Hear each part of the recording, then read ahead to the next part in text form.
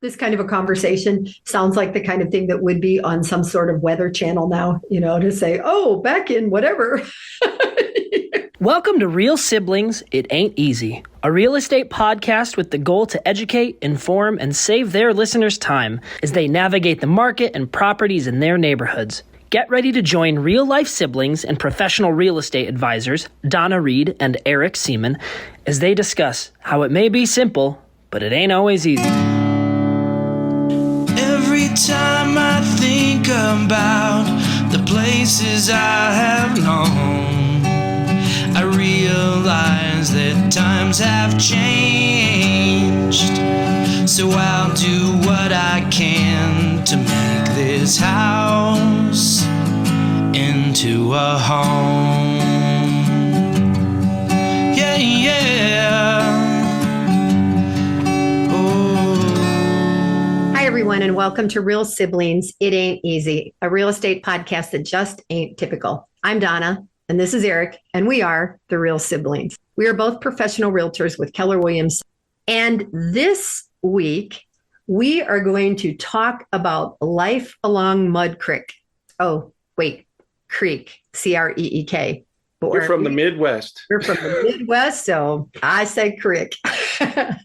This podcast blends together lifestyle and real estate as we work to communicate, connect, and entertain our listeners. While the topics vary and our conversations do go in many directions, we work to provide our listeners with insights into the industry, better equipping them for their next real estate transaction. So today, if you're watching, as compared to just listening, you will see the images behind us represent very, very much of that little town where we grew up. Behind me is a painting I did of the house that from 1868 that we lived in on Lynn Street with our parents. And behind Eric is a t-shirt that I think the Tree Commission put together a few years ago, Small Town Deep Roots Lindsey, and the book that we're going to talk about today. So Eric, why don't you... Okay, see, and I just thought that was Lindsey swag. I didn't even know there was a tree commission. What? Yeah, about all those trees that are along where the train used to go in the park and stuff. Yeah. So there you go. Okay, tree commission shirt. Yeah, let's talk about Siegen. From the opening stands in the book in the prologue, Mud Creek winds down from Hessville and beyond, and during most of the year, it plays and dimples over occasional rocks and tiny sandbars. Most seasons, it is like this, except in the spring when in a fit of madness, it rushes over its banks and gluttons itself on the rich topsoil until it assumes the earthly tones that give it its name, Mud Creek. So Eric, why are we talking about Siegen and Mud Creek and this book today? Well, the author of this book is an original descendant of families from the town of Lindsey. She grew up to be an educator. She was a school teacher for you. By the time I was in school, she was no longer teaching full time, but she was a substitute for me on a regular basis. She was a member of our church. We delivered newspapers to her.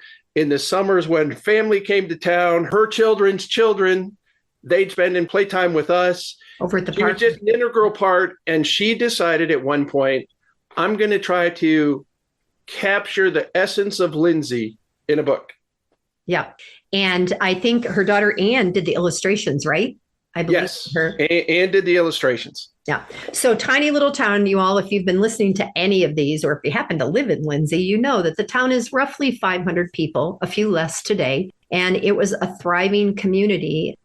My book is signed in 1986 as is mine, by Mrs. Hathaway. So it gives you an idea of when she wrote it. And if you know at that point she had retired, right, and was writing the book. You looked up, did you look up her birth and her death, Eric, to see? I wonder, I did. She was born in 1907 and she passed at age 95 in 2002. Okay. So we'd add on another 20 years right now. And she was a teacher when we went 8 grades in our little school. And I had her, I think, the last year. And what's interesting is I had some French from her. I remember learning how to say a peach and a pear. A peach and a pear, and pêche une poire, because of random stuff that you remember. So part of this, everybody, is that, we live in different places now. We've both been where we are for 20 plus years. Are you at 30 yet? You're getting close. I'm 32. 32 years. 32 coming up in May. So it made us wonder about the history and who writes a book, whether it be truth or lies or a combo of both, right? This particular book is made up of stories about the different homes in town and the people that lived in those homes. And I tried to figure out what word I would use, maybe a vignette or even a portrait. Since it's not a traditional chapter and the book is not structured to flow from an intro to a story all the way through to a conclusion, right. It is a series of vignettes. And in pulling the book out and preparing for this and starting to read some of it again, it's like, okay, but Uriah was in the first chapter. And we know, spoiler alert, Uriah's profile ends with him passing away. Yet 4 vignettes or portraits later, it talks about Uriah being there. Mm-hmm. So it's not a book that's written to flow in a storyline. It is a series of, as I say, portraits or vignettes from my standpoint about persons and about where they live, job, occupation they had in town. And again, we think small town and the fact that it's a bedroom community. Right. Aside from a couple of very small businesses right now, right. The Farmers Mercantile and Elevator Company, and the volunteer fire department and post office. And then there's a little grocery store and they sell tacos. There's a little teeny bit of lunch that you can buy at that. Yeah. Well, and that was even hard to reference because it said across from the grocery store. We know that although Mrs. Hathaway wrote the book, there was another lady in town, Shirley Stroll, who was a contemporary.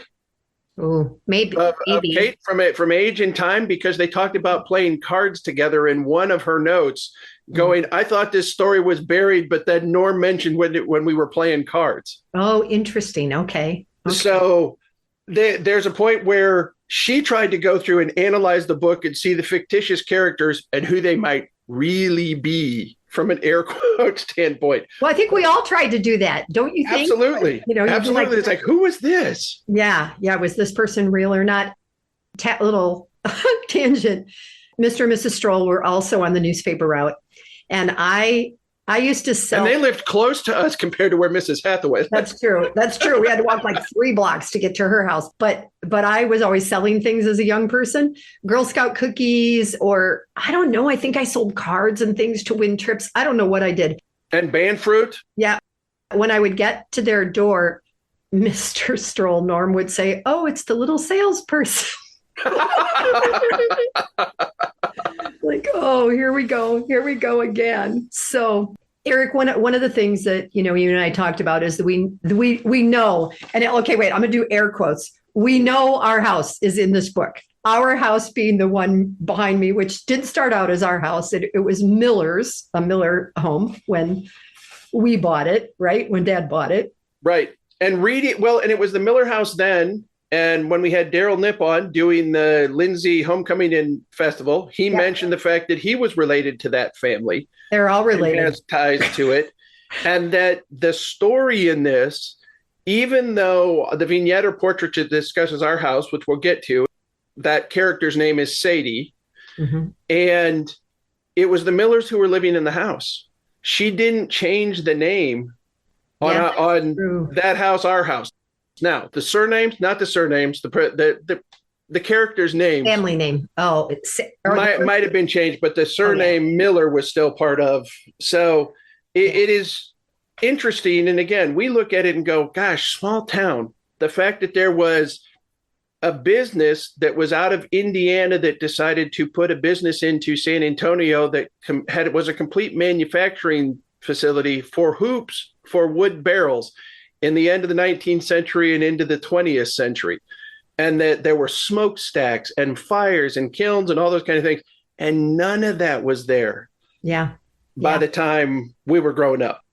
The lumberyard. Yeah, the lumberyard was there. And I was just thinking specifically, because I lived there a little bit longer after you guys moved. I was back there for about 20 years.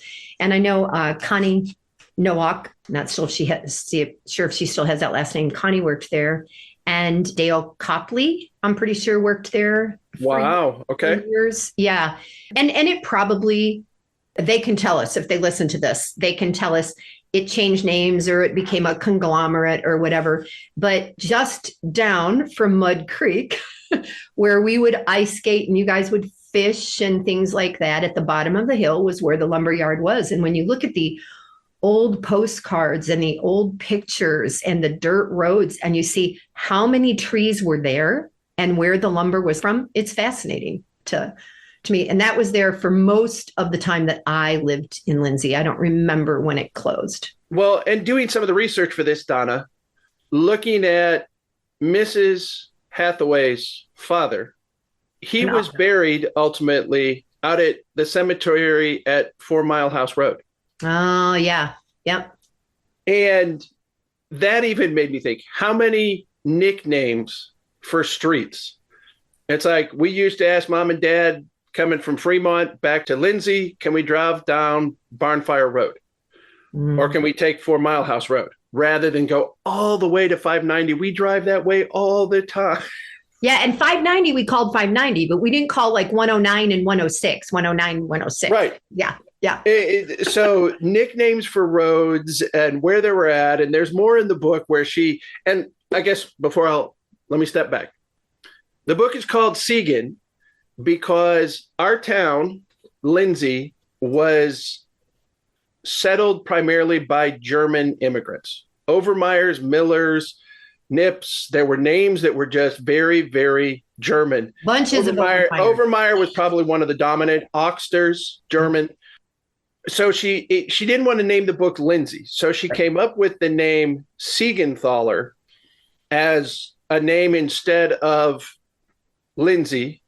And then she shortened it to say, look, the Siegenthalers were the dominant family there. They named the town after them and they shortened it and they called it Siegen. So Lindsey, Siegen, same name, not the same name. The names have been changed to protect the innocent, those kinds. The long deceased innocent. And just before we started this podcast, I told Eric that one of the home inspectors here in town, Alex Byron, I'm going to call you out. He is from Germany and he was back home. I want to just say last year, could have been 2022 at this point. I don't know. And he's from Siegen in Germany. And when I saw that, I was flabbergasted and I took a picture of this book and I sent it to him and showed him. And he was the same way. He said, what? So random things you learn through life 50 years later, right?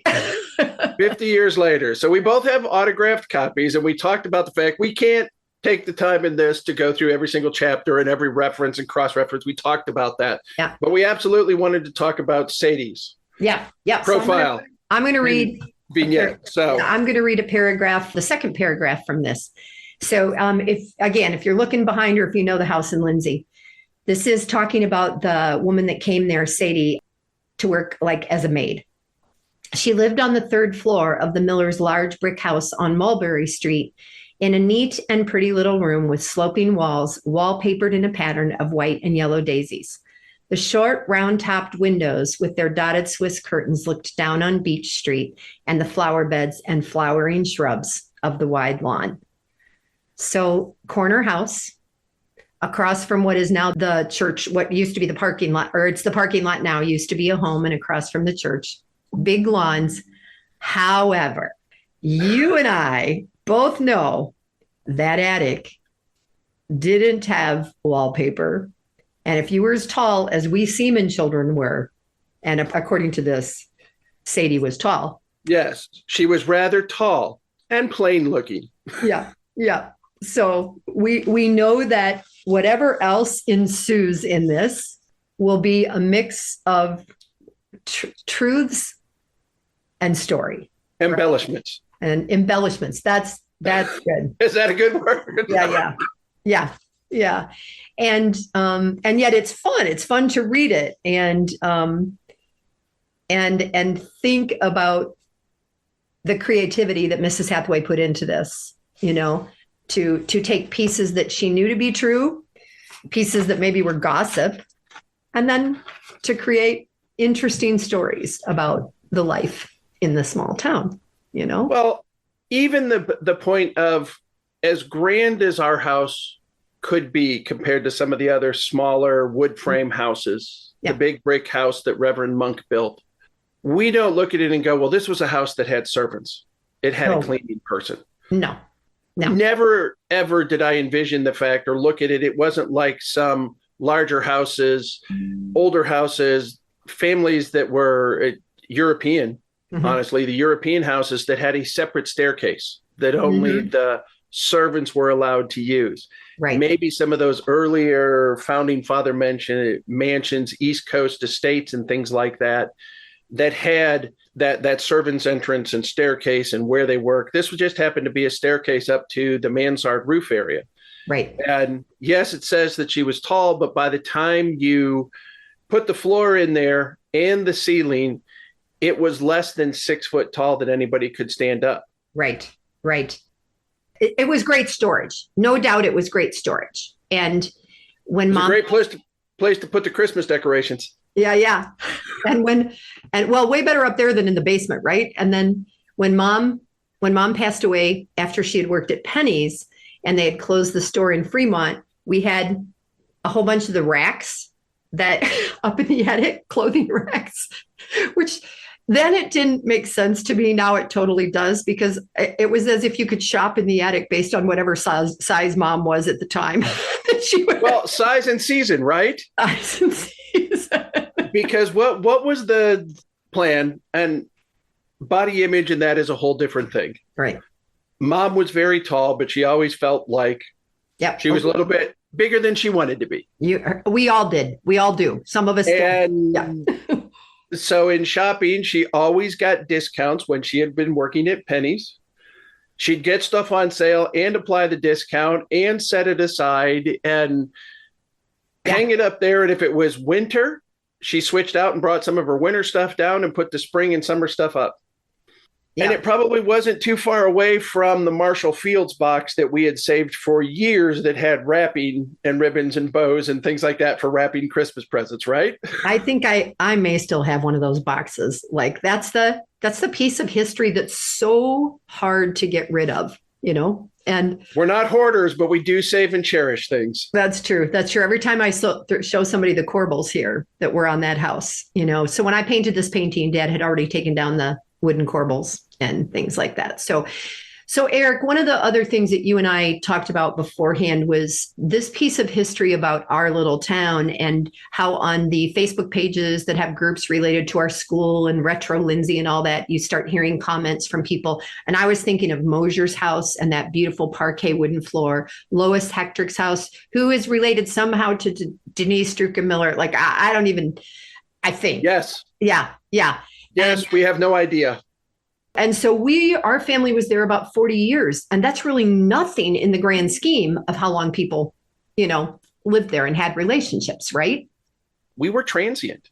Yeah. We had no connection to the town. Mom and Dad moved out with you and Dan because of the flood in Fremont. Right.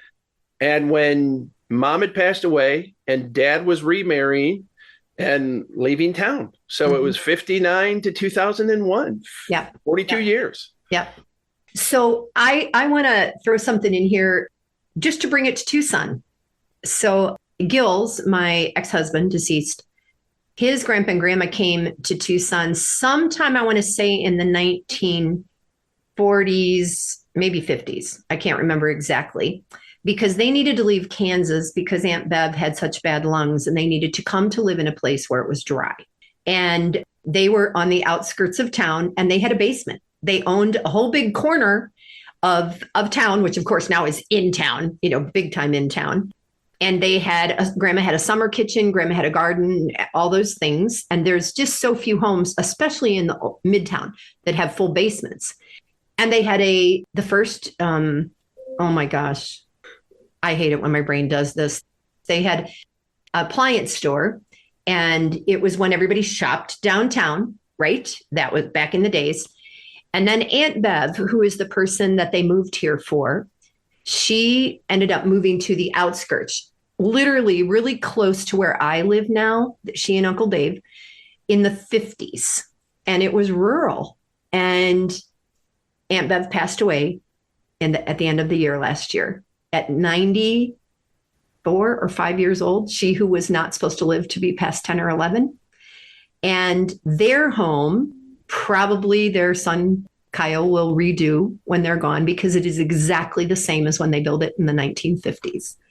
And it makes me think about the history here and the changes that I've seen in 24 years here.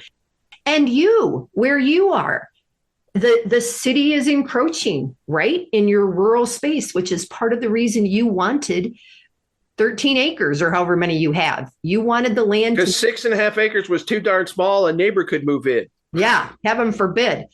We want our treetop views.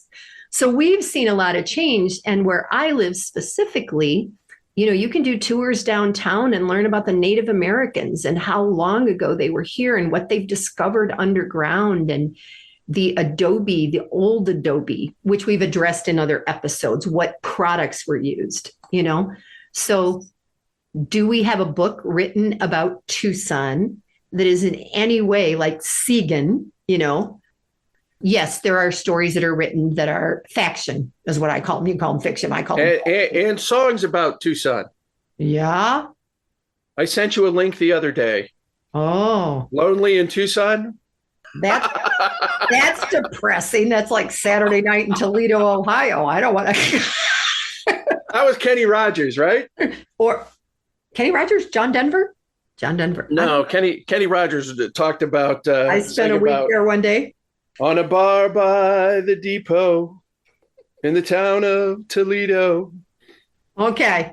I'm thinking Saturday night in Toledo, Ohio. I spent a week there. Anyway, all we need to do is keep singing about Toledo. There you go. Something. So what about San Antonio? Are there any, you do so much more research than I do. Yeah, nothing like this that I've been able to find. I have a book called San Antonio Then and Now. Department stores that have come and go, businesses that have been here and gone. Honestly, one of San Antonio's biggest legacies immediately following the Civil War was Colonel Frost. Colonel Frost started a bank. And 5 generations in, Frost Bank is still run by family of Colonel Frost. And if you go into the newest Frost Bank Tower, they have an area that shows Colonel Frost's leather-topped desk and a ledger that he personally recorded transactions on 150 years ago. But having a book that's something like this that lists specific characters, creation, trying to capture the essence, I haven't come across anything like it. And so the book fair in Tucson happens to be this weekend, and we've had crazy, bad rainy weather. So I don't know what kind of a mucky mess it's going to be down on the mall. But the other day I met someone at a networking group from like the Czech Republic, and she's writing about Tucson. And because I was telling her about this, I was telling her about this and my book that I'm working on, which, by the way, will be vignettes, right? I'm pretty sure that's what we should call them. Thank you. Staves.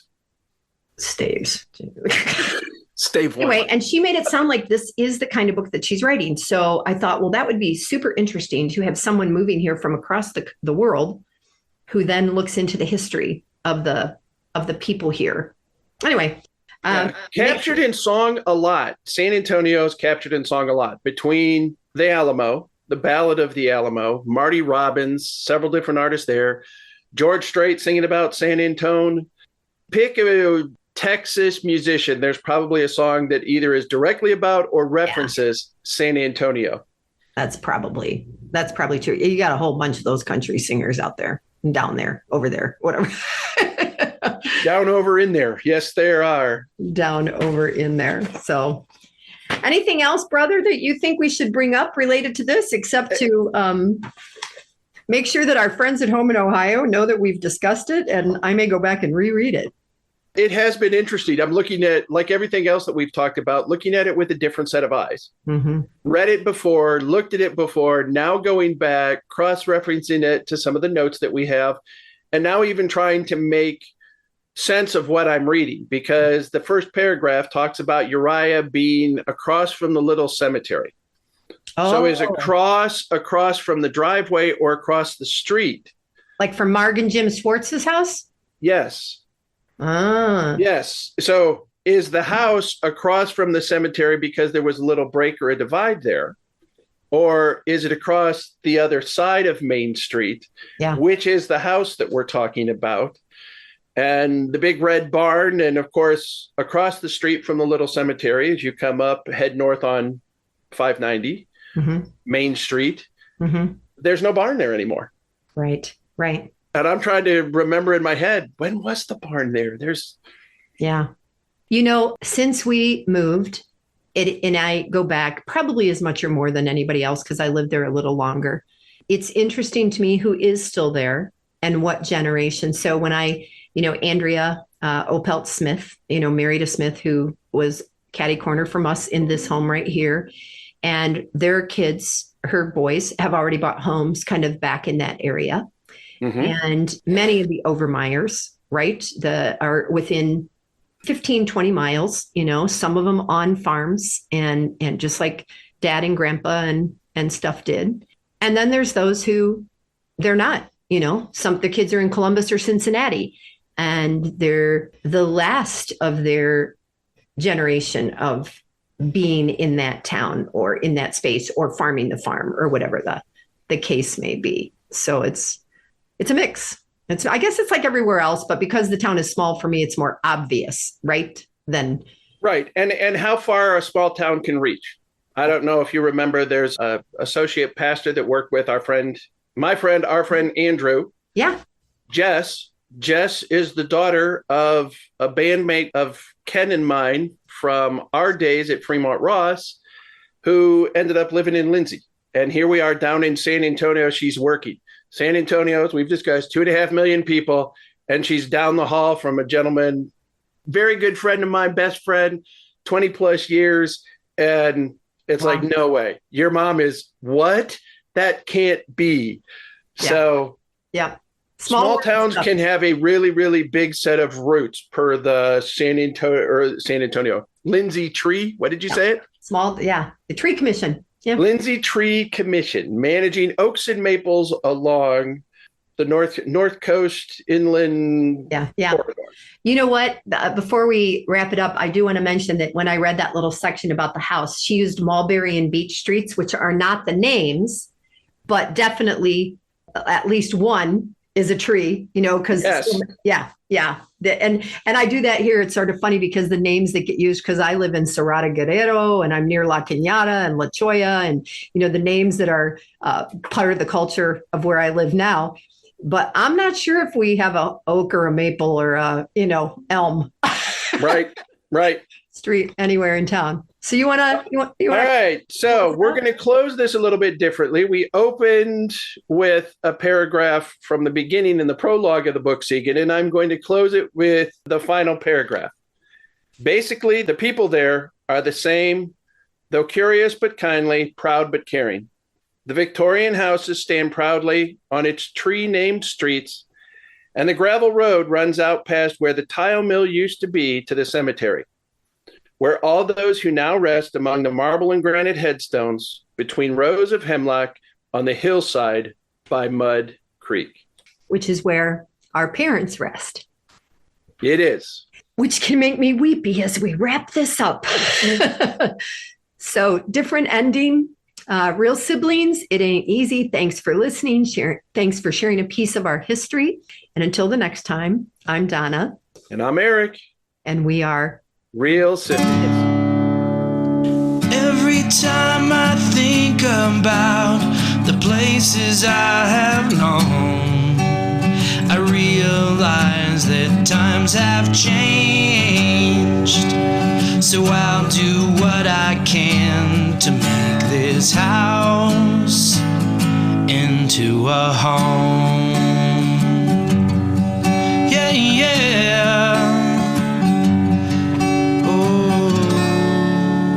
I'm Annabelle, and I want to thank you for investing your valuable time in listening to Real Sibling, It Ain't Easy. I hope you found this episode informative and enjoyable. There are several ways you can support this podcast with my Grandpa Eric and Aunt Grandma. Please take the time to like, follow, and subscribe. Additionally, leave them a 5-star rating along with a review on your preferred podcast platform. The final thing I would ask is that you recommend this podcast to a friend, a family member, or an associate. Your engagement is critical to their ongoing success, and they look forward to connecting. Check out the show notes Grandpa put together with their contact information, including emails, phone numbers, and website. And remember, the Real Siblings look forward to hearing from you.